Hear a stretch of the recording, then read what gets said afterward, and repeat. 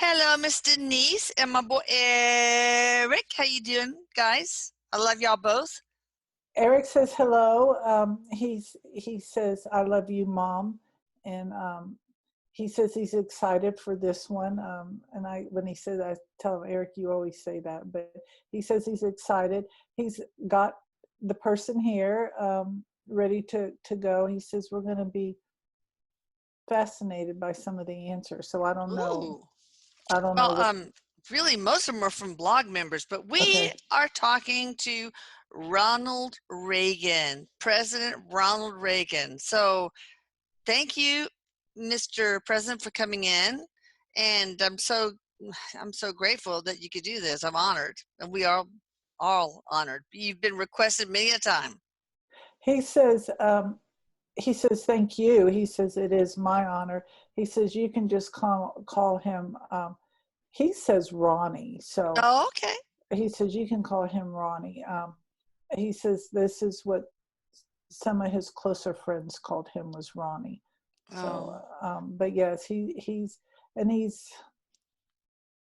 like brand new. He's he comes across very healthy, very energetic, very rested is what Good. very rested. Good. Like he had needed a long nap and he got it. Oh my God. Are you with Nancy, and how are y'all getting along together, and how's she doing? He says, yes, we are together, and he's kind of laughing. He says, we're not joined at the hip. And he says that because Nancy was towards the end of his life she was always there with him. Yeah. And but she's doing her thing too, and it's almost like he says they got the freedom to go and do whatever they want, and this is what they're doing. This is what they missed, and I feel like some of that has to do with being the first lady, because there was never really any privacy after that. No, of course not. Yeah, so but he says, yes, we are together, but it's like we are together, but they're not together. And when the way he says it, it's not like here on earth, like where we're eating dinner together, sleeping together. They're just always together, because they have their own things that they're doing on the other side, right? Yes, and he says, but they're never really separated, so they don't feel like, oh my God, I hadn't seen each other in 4 days. Yeah, okay. Yeah. So what are they both doing on the other side? What is their life's work over there, so to speak? He he says Nancy right now is focused a lot on the grandchildren, and when he says that, I'm feeling like maybe great grandchildren, because he's showing me little ones. There's a big influence of her energy in there. Nice. I don't even know how many grandchildren they have, or great grandchildren they have, but he himself,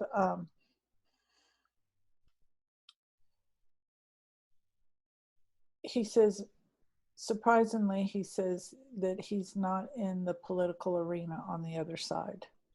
He probably needs we all need a rest from that, but okay. So what are you doing? He says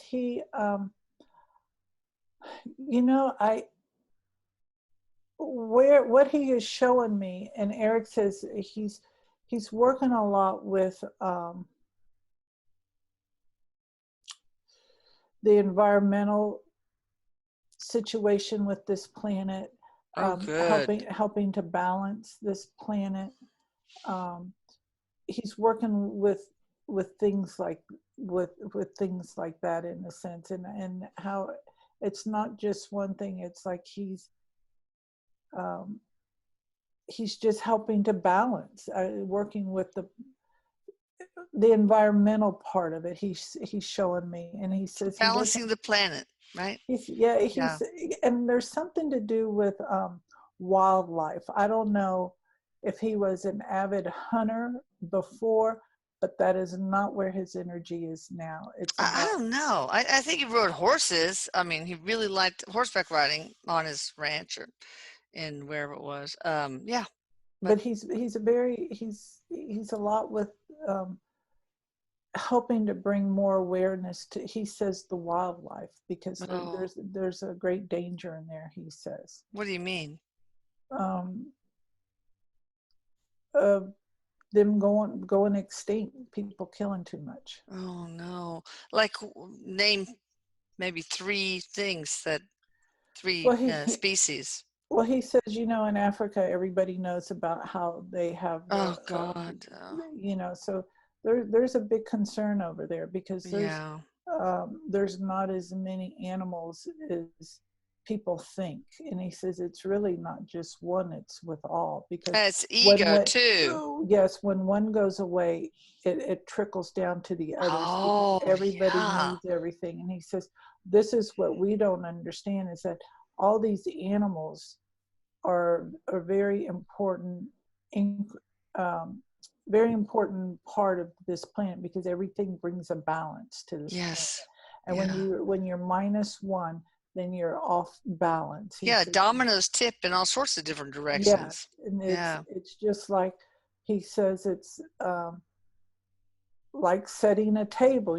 If all you have are knives and you need a soup spoon to eat your soup, it just doesn't work well. You can still make it, but it's not going to be well. And he says, and I feel like the way he's shown that, it's like he said that to make it so people could see how, it's to simplify what he's talking about. He says, Yeah. this is real important, he says.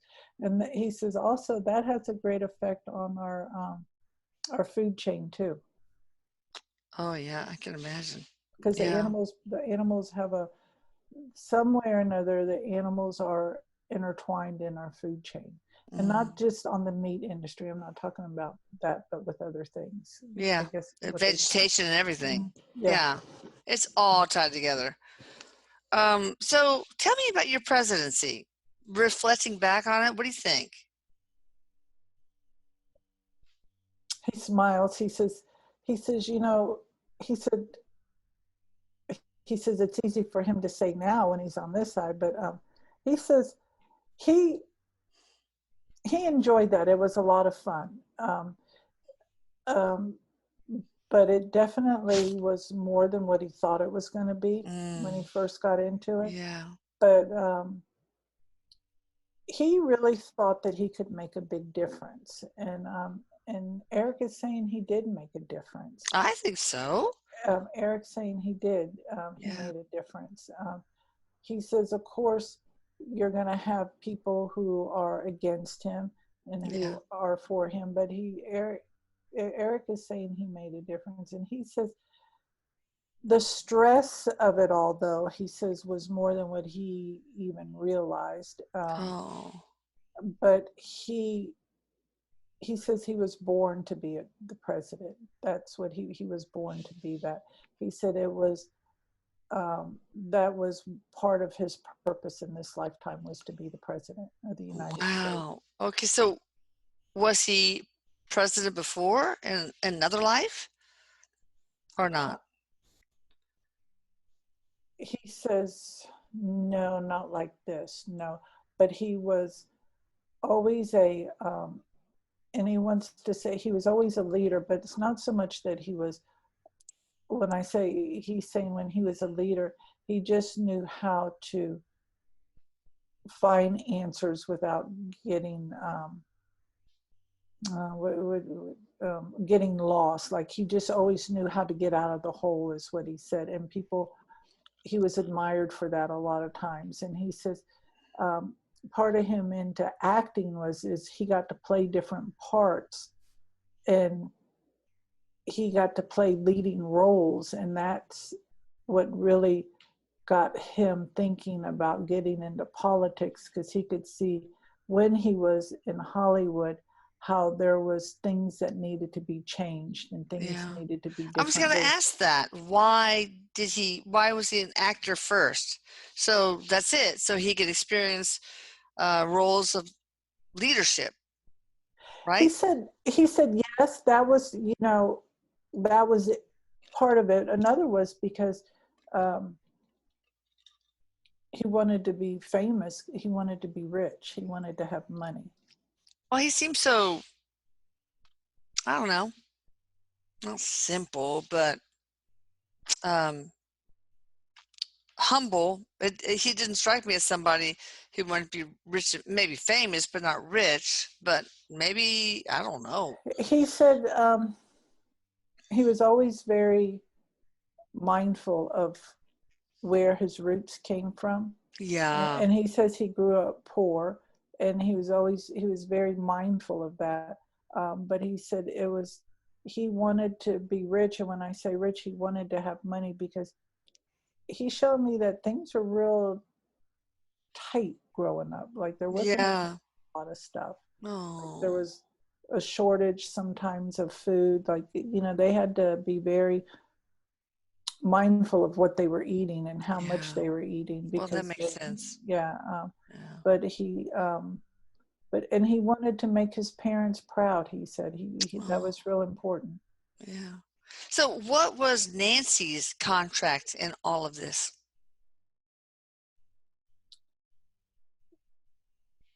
He said that there was he's showing me that there was some controversy with their marriage in the beginning, um, but he says it was meant for her to come in second and not first, and because I think I remember him being married the first time to somebody. Oh, yeah, I think he was. Yeah. Yeah, I think it was Jane Weinman is who it was. Oh, yeah, you're right. You're right. Yeah, but she was meant to come in second because she was a driving force and a supporter of him getting into politics. Mm. She worked a lot. I don't know what her role was as the first lady, but he showed me her role was a lot with children. Okay. So I don't know what her role was as the I first don't lady. know. I can't remember. You'd think we would remember being in our country, um, but hers was something to do with children. She I had know. I feel I remember it being something about, I don't know if it's literacy or I think it was drugs. Drugs. because The war of drugs on drugs. Maybe. he says Erik says you're right, Mom. It was drugs. Okay. But she had a profound love for children, and I think that came from her upbringing, because she wanted, and I don't know what her upbringing was, but Ronald is saying, and he corrected me just now, is saying that even though she comes across as stiff and like sterile and not have much emotion or whatever, he says that she had a profound love for children and wanted them to be able to be heard, to be Oh, seen, yeah. and I'm asking him about the war on drugs. He says yes, she was involved in that heavily, but I feel like that was more his thing too. Oh, okay. Okay. So I can't remember if it was astrology or psychics or whatever, but she was into that kind of thing. Astrology, he said, Oh, okay, astrology. okay, okay. Yeah. So what did you think about that? And did it help? I mean, she got criticized for it, of course, but He's laughing. He's the way he's laughing. It's like back when he was in his 40s, I think the way he looks, he was laughing. He says, now people would love it if the president would use that kind of stuff. But he said, that he says he knew that there was some truth to it. yeah, And he trusted his wife and knew that he said his wife was very intelligent, yeah, and she didn't use the astrology as a crutch. She used it for guidance, like we do, yeah. like we use things for guidance. And he said, yes, he did use some of it. He did heed to some of the information. Okay. Um, not like she wanted him to, but yes, he did. He says there is some, he did Okay. do some of that. Yes. So what would you do? What would you have done differently? Somebody asks, as president, if you could. Everybody who's president, what a horrible job. Oh my God.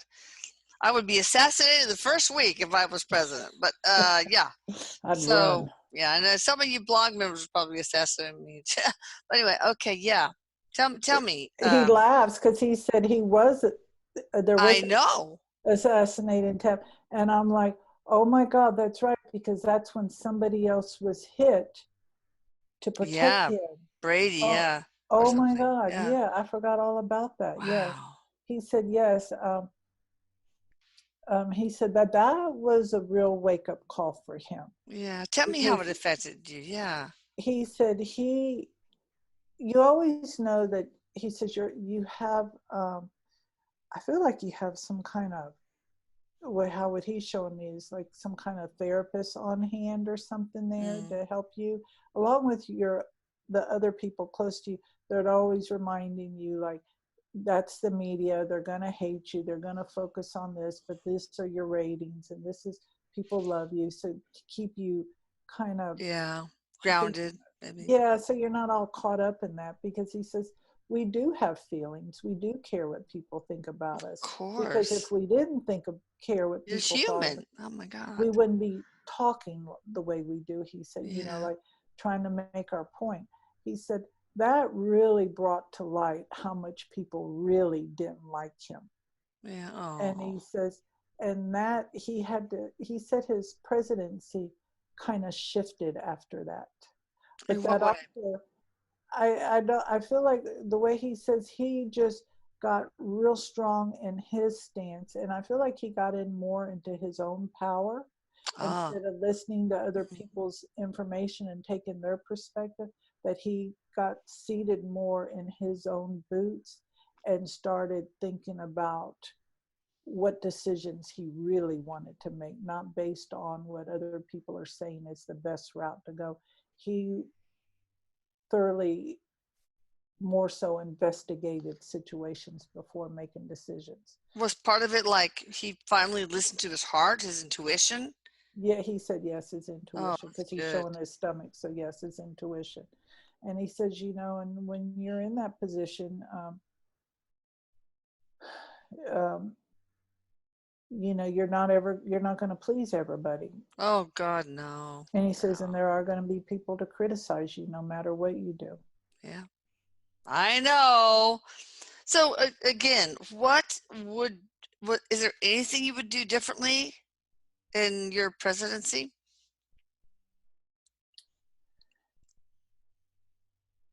Um,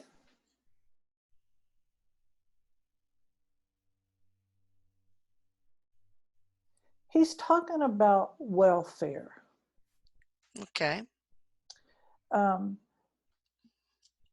I'm feeling that he's pretty conservative in that, but he says with welfare,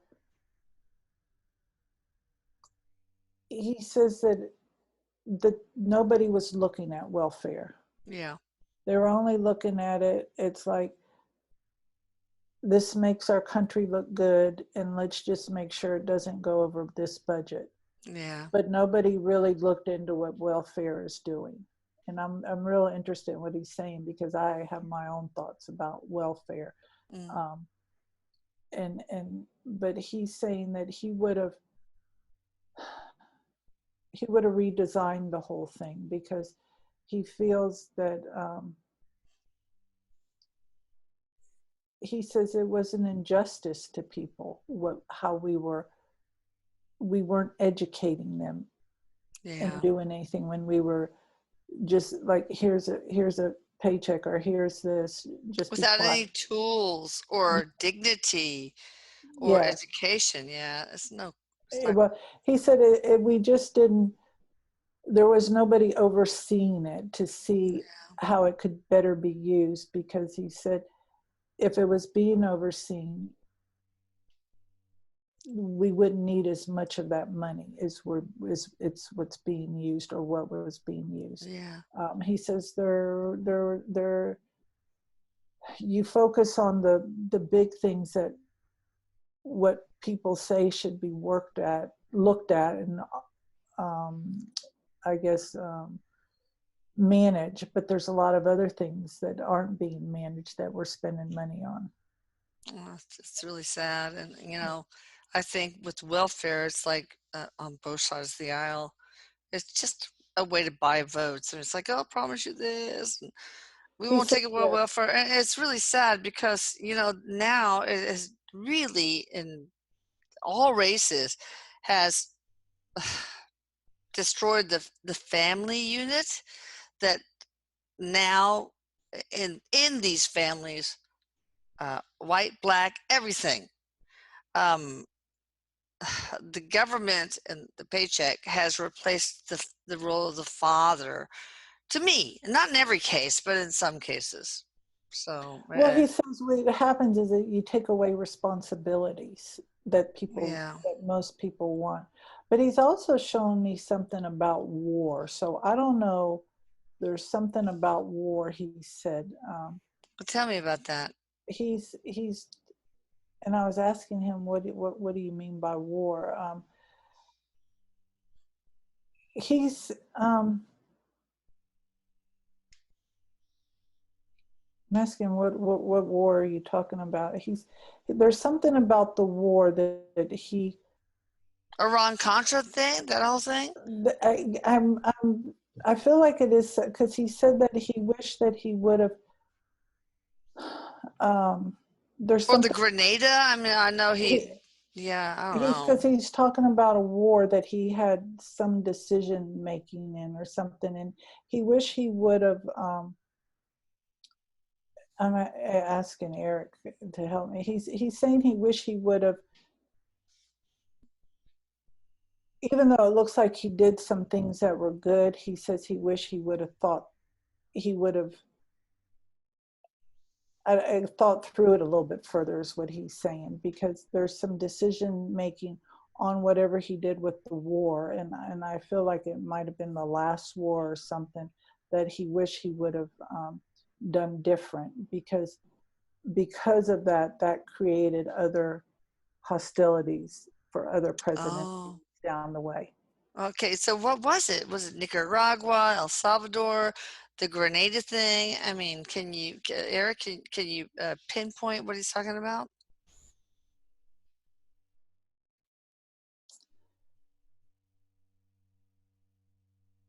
He says that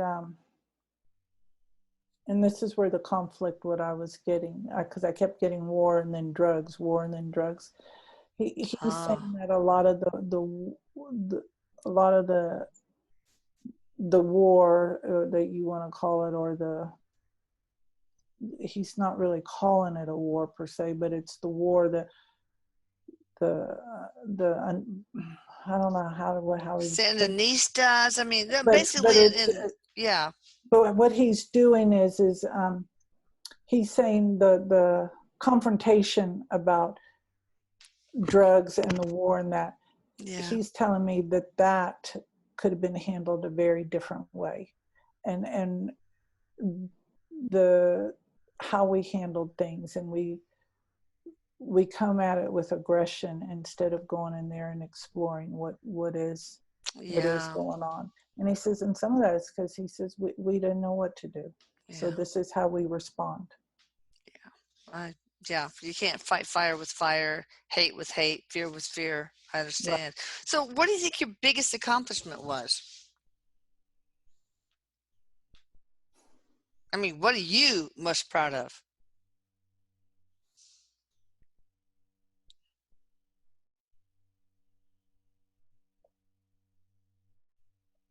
He's one of the things there's a daughter in there that made some there's a daughter, and Maureen, is it? Oh God, And that sounds familiar. Yeah. there's something about her that her that he's real proud of. He's also real proud of his family and that. Yeah. But as far as he says he kind of jokes. He says he's proud he survived the presidency. But and I'm thinking he's saying that because the attempted assassination. But he says he brought some things into effect that we still use today. Some regulations, some laws about the way some things are. And I'm asking him, what are they? Because or just name one.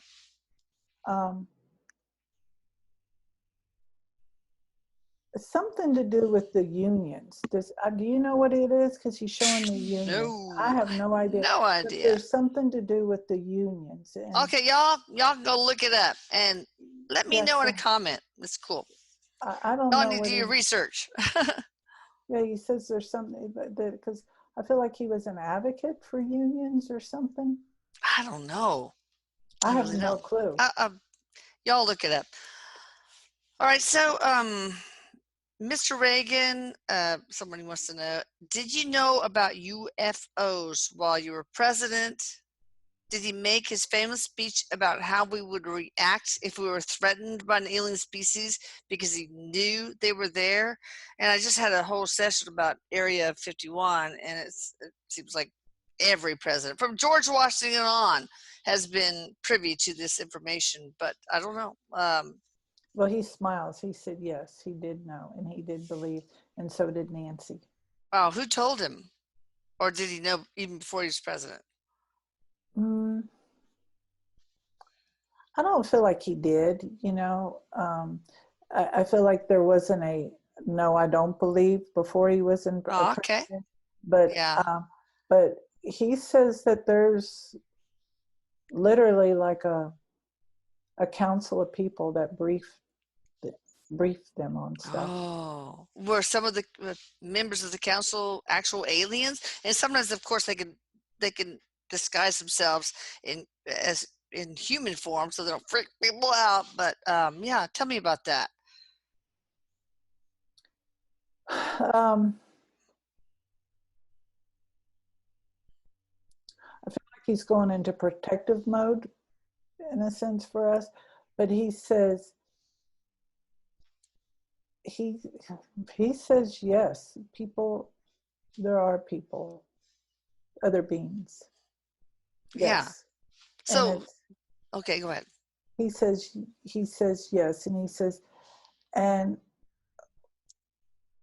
he says, when you're running for office and stuff, he says, you kind of know some of this stuff is going on anyway.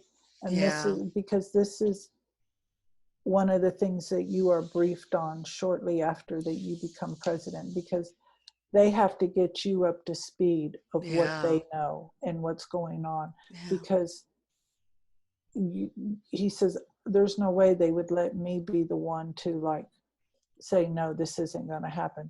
They brief you on this. And he's telling me, he goes, and yes, you are like wondering, are you in a dream or whatever? He goes, but for some reason, he says it's like you automatically know that this is the truth and this is real. And I feel like the way he's saying it, it's like things make more sense to you of what's going on in this world when you know this information. Oh, wow. So it's not like it's hard to believe. Yeah. Did you ever meet an actual alien not disguised as a human face to face, or were there go-betweens? He said no, he never met anyone that was like freaky or whatever, like that. Okay. No, he never did meet anyone like that. Okay. Let me see this. I think somebody wrote something similar. When you made the comment, I occasionally think how quickly our differences worldwide would vanish if we were facing an alien threat from outside this world. You made that comment. Did you know and have a strong intuition that there was, in fact, an aggressive, otherworldly enemy? I didn't know you made that comment. That's cool. I didn't either. but I don't remember much. Um, he said he's just saying you're privy to a lot of information that the majority of this world is not privy to yet. Yeah. But he says, don't let that bring in any fear, because he says in that speech, he was just letting people have an awareness about more than what there is. Yeah. Because he's telling me he didn't say that speech in fear. He was just like, open your eyes, people. Yes. That kind of thing. Yes. Okay. What was your favorite movie that you made?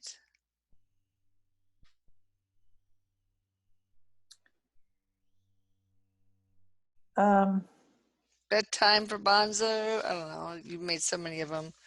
Or just, you can say, basically, you don't have to have a title because names are so hard, but just, yeah, for me, that is. well, it's hard for everybody. But like, what was it about? You were a cowboy, you know? But this is what he's showing me, that he's on a horse, and he said he really liked playing in the cowboy type things, because Yeah. he says for him, those were the easier roles to play, because it just was more simple. Yeah. And I think it's because of how they cast it and everything. It's not as tiring. But he's showing me, he did a one where there was a love scene, and he said he really liked doing that also. He liked playing that. Leading man. Yeah. Yeah, he really enjoyed that, and he's showing me a picture of way back when. He was a handsome person. Yeah. But he's showing I guess. me he's he had a great love for outdoors, and I think that's why he liked, because he's showing me on the horse. But he says a lot of movies though back then weren't outdoors as much as it looked like. They did a lot of the screen. Yeah, I'm sure. But he said he liked doing those kind of movies, and he says, and he's showing me like a love scene, or I don't know, they're not like totally making out, but where he's showing me dressed up in a suit and dressed nice, and he's the ladies' man. He liked. Oh yeah, he liked to be the ladies' man, pretty much. Yeah, he liked doing those roles. Okay, tell me about how you think you did as governor of California. He says,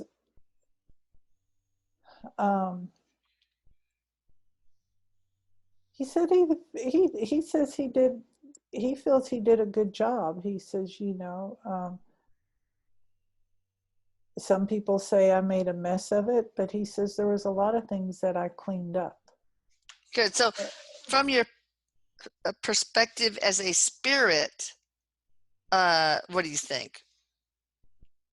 And what do you think about how California is governed now? I have no idea, but tell me.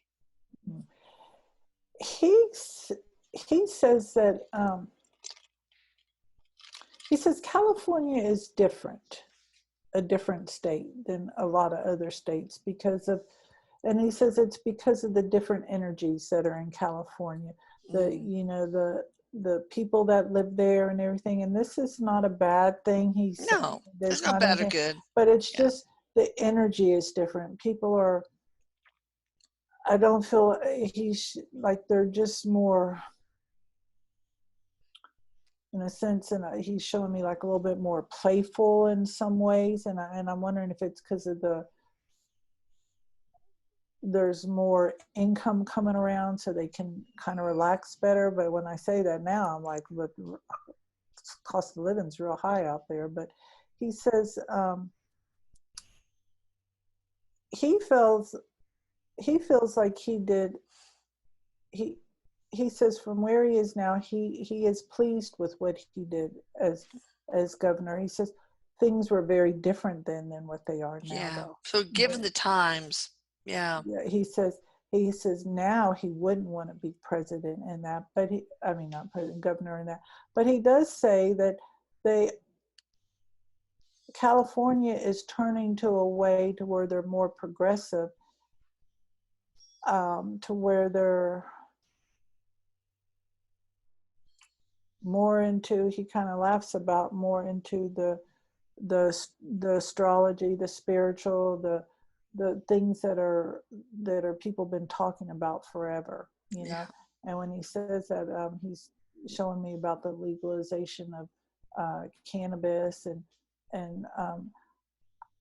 I don't know if they're there yet, but he showed me if they're not there yet, they're going to be there about legalizing you to be able to die if you want to die.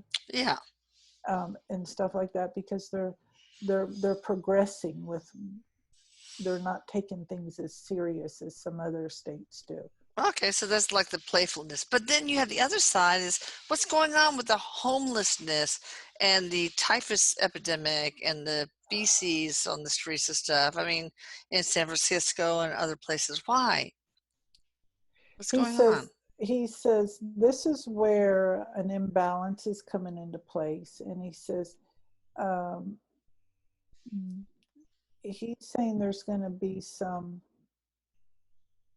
changes to that, because there's going to be some significant changes, because Yeah, but why? Why is it happening? I because used to not be there. California, I used to go visit my sister, and I love the weather there. It's so beautiful. But then this all of a sudden happens. I don't know what is because maybe it's a contract. I don't know what's going on. well, he says now what's happening, and he says it's been happening for like about 20 years, or this has been going on like this. He goes, it didn't just happen. He says Ah, people are not,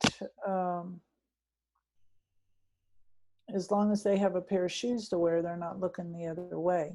And he says, and this has gone on, now it's like exploded. Now it's like you can't hide it. And he says there is there is stuff working with that to help that, but we don't know about it yet. He says, but there is stuff going on, and what it is it's all in their face. And when I say all in their face, I feel like the political people and stuff, it's all in their face that they totally dropped the ball somewhere. yeah, pretty common in politics. Yeah. All right, so let me see. Okay, so somebody wants to know what you think about the job President Trump is doing, but I also want to know what you think about how Bush, the younger Bush, and Obama did. I mean, just what can we learn from them? What did they do well? Could they have done differently? I mean, anything you think that we would glean, and this is from blog members, okay? We would glean some spiritual information from and something to grow from.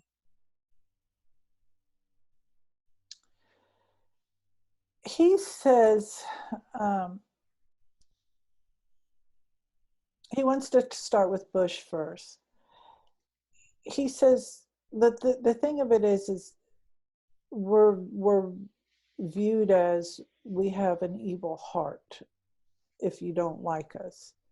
And so, but and he says that because he's showing me, like with Bush, that a lot of people, the people that don't like him, but he says there was a lot of good that Bush brought to it, but we all have our secrets, we all have our baggage, and we bring that with us into the presidency. Yeah. But there is a part of each president that does some good for the country. And he says some of us are meant, some of us are put into presidency because that's what's needed at the time.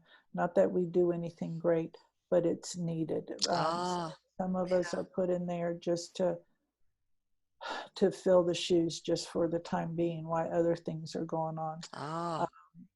Yeah. And he says, people, there's a lot more going on with the presidency, with the political stuff and that, than what we're even privy to.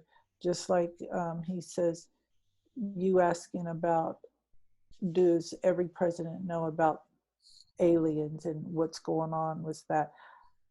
How many people really know about that that's going on? He said, so he says the worst thing we do for our presidents, rather, if you, it doesn't matter which side you're on, is to try and put them in a barrel and put a lid on it. He says that's the worst thing you can do. And he says it's like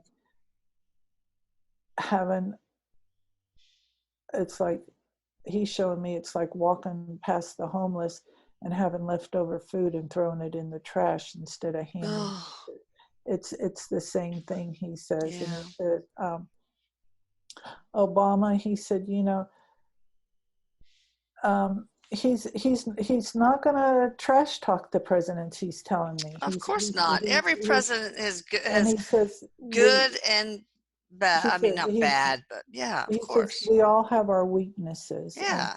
And he says, let me tell you, he says, everybody that gets into office is not prepared for the workload they get. No. They have no idea because, and I feel like he's talking about that, like being told of the aliens, because that's kind of freaky. I think that would be so bizarre to like be, and that happens real quick after you get into the office. Oh my God. And I'm asking him, can you, he's telling me, you just can't say I quit this job. Yeah. Because then you have everybody looking at you. You just can't do that. But he says, has President Bush and President Obama done some mistakes, made some bad judgment calls? He said, absolutely. Of course, all of them do. And he says, but there was a part that each one did that was good. Yeah. But we focus on what they did. He says, and he goes, and now he saves President Trump for last, and I feel like he did that out of respect for our president. And he says that, and I want people to know, I'm not pro or against any of the presidents. So, but he's telling me that the more you push against Trump, the more you fuel his energy to keep moving forward. And so the way he's saying that is, it would be better for the ones who don't support Trump to start sending him love and treating him that way instead of focusing on what he's not doing, because there's more behind that picture that we don't know about. Wow. And he is doing us a favor by not exploiting and telling what's really going on. And he's saying these are very crucial times right now. These are very delicate times, more now than it ever has been. Wow. And it would behoove us to support whoever it is in office right now. Yeah. And the next one, whoever that and might the be. next one, he said, whoever it may be. You know, regardless if they're whatever party, if they're a red or a blue, it's because he says he's saying it's very crucial. He said, is President Trump doing some stupid things? He said, of course, but who doesn't do stupid things? Yeah. But he makes me feel like the way he's saying this, like, it's, you know, it's like really rough seas and Trump's really holding the rope on the boat so it doesn't float away. Okay. And it's a hard job to do that. Oh God, it's so difficult. You know, you can open his mouth that, you know, a little bit too much, and he says it's because when somebody insults him, he feels like he has to fight back. But I feel like you can't fight fire with fire. So no, but he gets that's triggered. one thing. Yeah. Eric he gets triggered. Yeah. Yeah. Eric is telling me, you know, he gets triggered too. and then that triggers us. And he says, so there, Erik is saying, and Erik is like going, I'm not, he's not for anyone, he's not against anyone, is what he's saying. But Erik is saying, when you get triggered, you need to ask yourself, why are you getting triggered? Yeah. Because Yeah. he's getting triggered too, but the only thing is he's doing it on a megaphone to where everybody hears I know it. But, you know, I mean, you know, both sides or all sides have contributed to this division and the vitriol. And, you know, what advice do you have for us for that? I mean, it's both sides, okay? Both sides. What can we do? Because this is not helping us. Or maybe it's a reason that is helpful. I don't know. Maybe there's some contract that something will grow out of it, but help.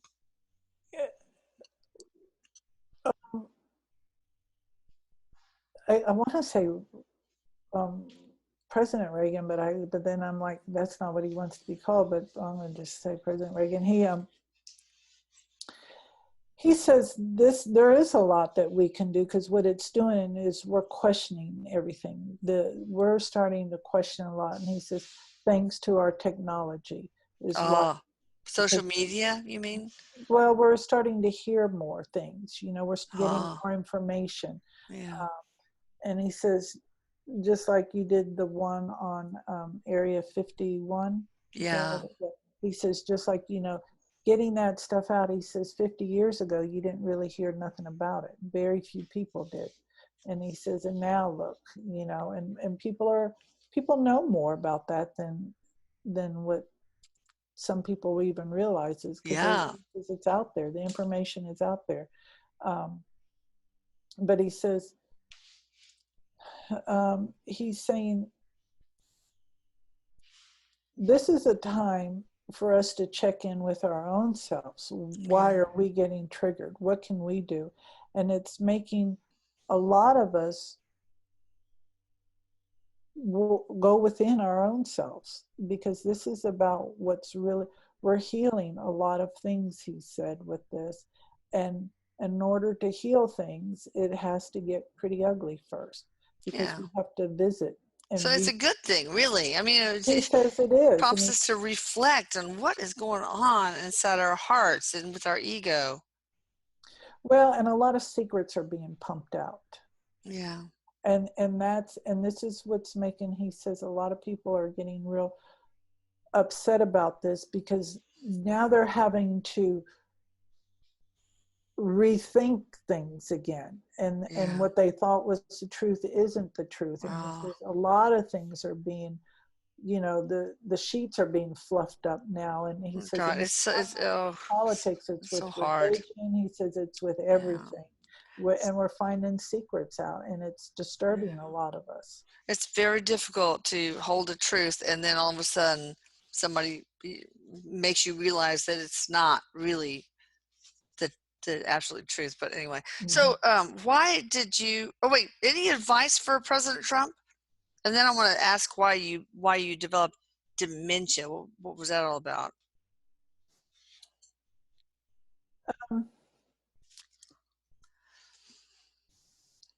He says President Trump is a very smart man, very intelligent. And he said if he had any advice for President Trump,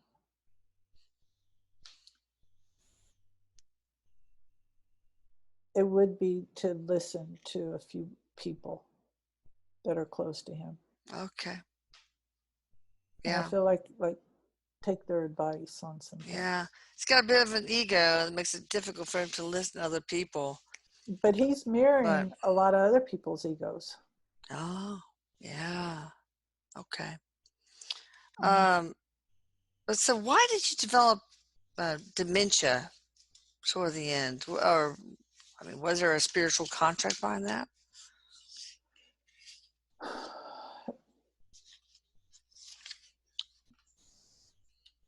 He says that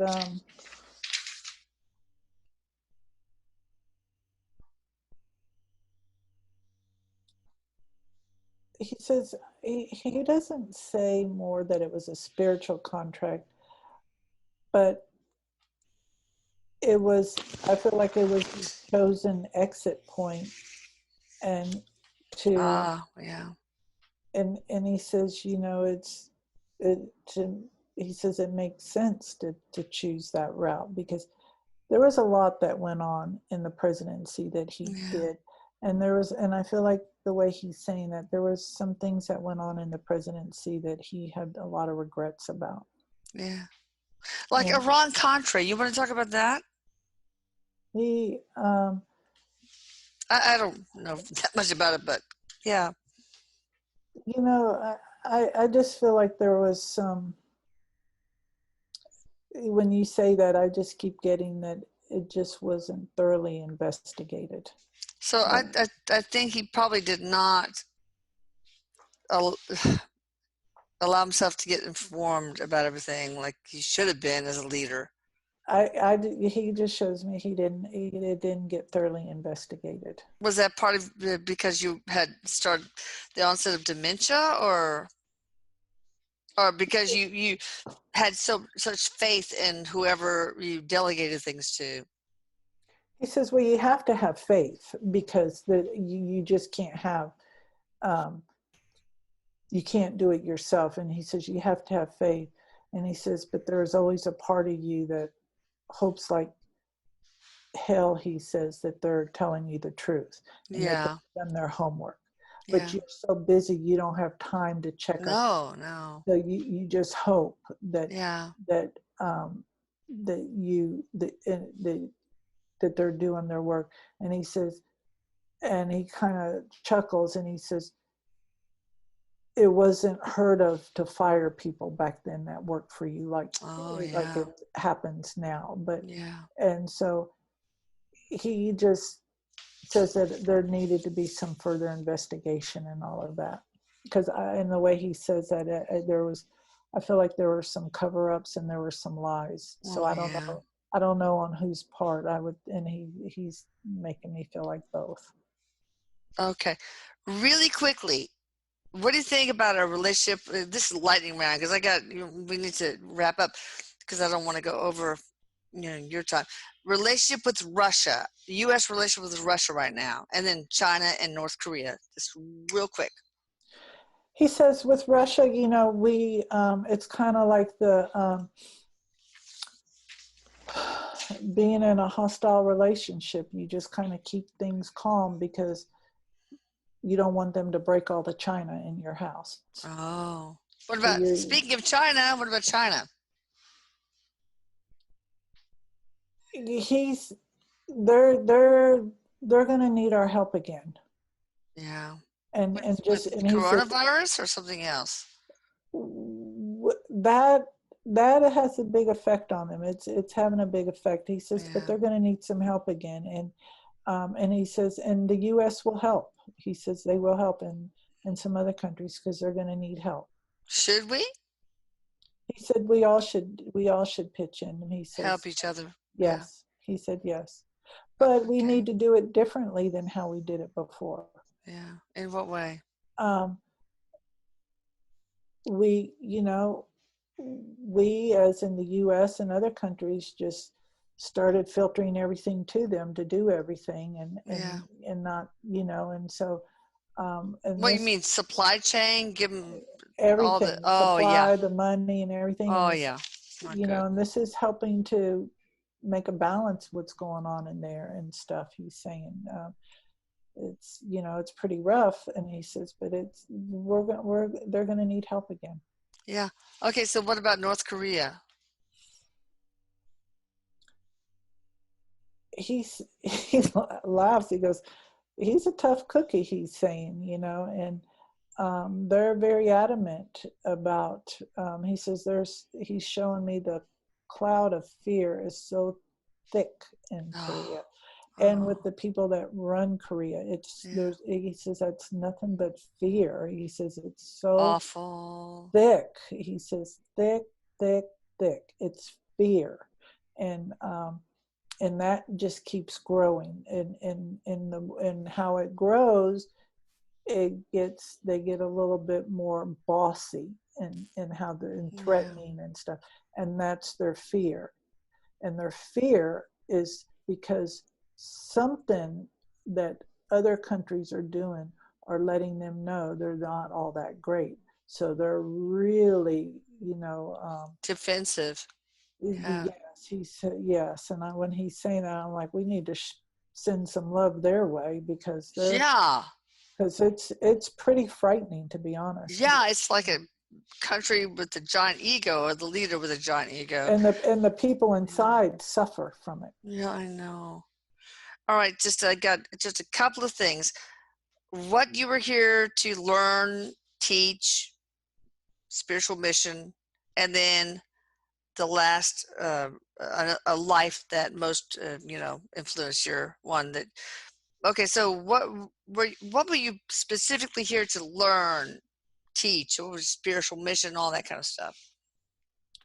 He says the main thing, one of the main things for him was to believe in himself, because he said as a kid and growing up, he wanted to believe that he could do things, but he didn't know it. And it wasn't until he hit Hollywood where he realized that he made a profound effect on things. And I don't know what Yeah. he's referring to. I don't think it's really his acting per se, but he knew that he had something in him to give to other people on a larger Leadership scale. quality, Yeah, and maybe. that's what Yeah. made him go into politics, because he knew he had something to give. So to teach, To was it teach, yeah, to teach, to definitely. teach leadership, integrity? I don't know. He was I think he was had a lot of integrity and a lot of humor.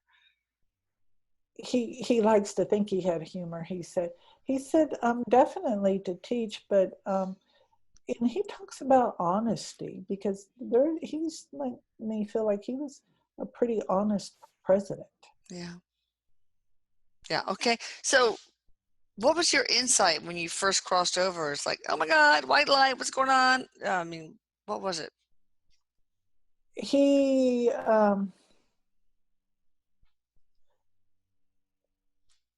One of the things I was waiting for him, he's showing me this dog. I don't know what kind of dog. It's a small dog. Oh, okay. I can't think of the breed. But It's okay. a, um, there was a dog waiting for him. Oh, That's kind of a gold color tone type. yeah. And that, he says, I feel like that dog was with him somewhat through his Alzheimer's. Oh, And, and, um, and he says,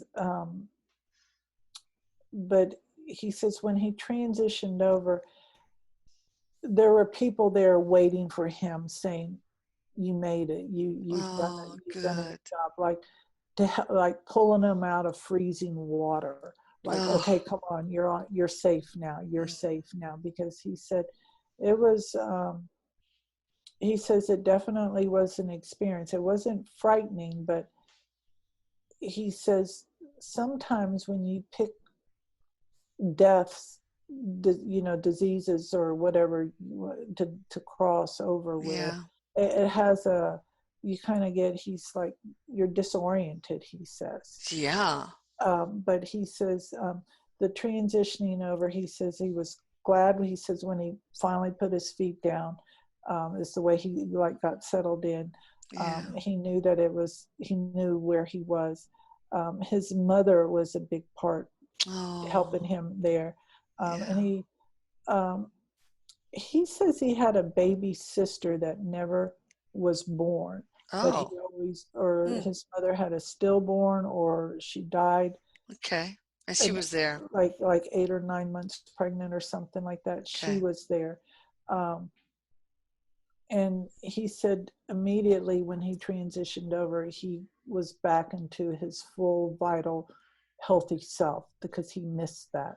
Because Oh, see, he says when you have Alzheimer's, before you get yeah. completely, he says, there's parts of you that are missing. Yes. And some of it is on the other side of the veil. Yes. So, quickly, a life that past or future that most influenced your one as President Ronald Reagan? He's showing me something in Egypt. Really? Tell me about it. And he's saying that he was like an emperor. I guess that's what they are over there, an Or emperor. pharaohs, or yeah. He's showing me that he's showing that he was like an emperor or something over there. Oh, Um, what time frame? he's showing me 1500, Oh, whatever okay. that is. BC or AC? Um, he says he's showing me BC is what he Okay. said. I wanted to say 80, but he's saying BC. Okay. So Did I say BC or AC? I didn't mean that. Okay. So yeah, tell me about your life there and how did it influence your life as Ronald Reagan?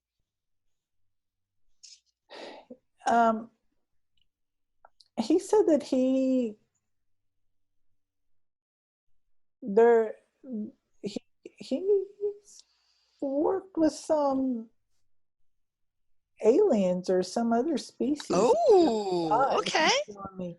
Um, he says, and something to do like he's showing me how they knew how to map things out with the stars or something. Like Oh, I okay. don't know, they knew something. They had some kind of, I don't know, machinery, and I say machinery not like what we have, but some kind of Technology of some sort. yes Yeah. to do things. Uh, he's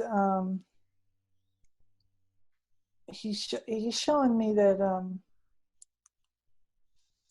I don't know, like he ruled, and I don't want to say ruled because I don't feel like he ruled, but he was a highly regarded leader, an emperor is what he's showing me. Was And he cruel or nice or reasonable or? he makes me feel like he was nice Oh, good. the way he's Okay. showing, but he was teaching people things, but I don't feel like it's teaching people things like what we had here. I feel like they were working with things from another dimension and whatever Oh, to help us in yeah. time, because all this stuff just trickles down. Yeah. But they had some, That's cool. yeah, I mean, so anything you want to share about yourself that nobody really knows about, maybe except for Nancy? Any fun secrets? It don't have to be deep. he said one of the things that he loved to do was he loved playing poker. He loved smoking cigars from time to time. Oh, Not playing big dollar poker, but just playing poker. He liked doing that, and I don't know, but he's showing me crocheting. So I don't know. He just shows me crocheting. So I'm gonna well, have to. Rooney had to learn, like all of his classmates learned how to crochet or knit. I don't know the difference. Well, Cool. that's what he's showing me, something that he liked doing, and he's saying that was very therapeutic for him. And Yeah, he said he even did it in the White House. that's cool. Yeah, so I'll have Any to final Google that. messages, President Reagan, before we close off? He says this is not the end of the world, and Of course not. he says with everything that's going on, just believe and know that good things are happening. He's saying Yeah, he's very honored though. He says he's thanking you for asking him. Um, Erik is asking him would he like to come back as president. He said not right now. He's really enjoying where he is. good. Um, Erik is asking him what did he like the best about being president other than the political stuff.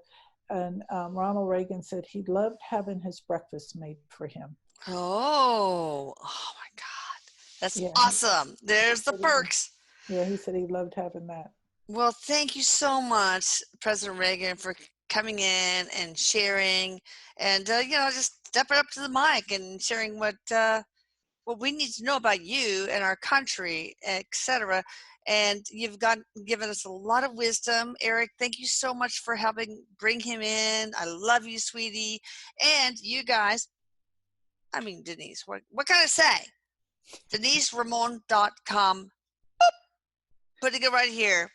Erik says he loves you, Mom. He goes, I love you, Mom. I love you too. And Ronnie, I love you too. Denise, I love you too. Well, I love you. And President Reagan he's just thanking you so much for being the voice. Well, thank you. Thank Bye, you. everybody. Bye. Take care. You too, baby.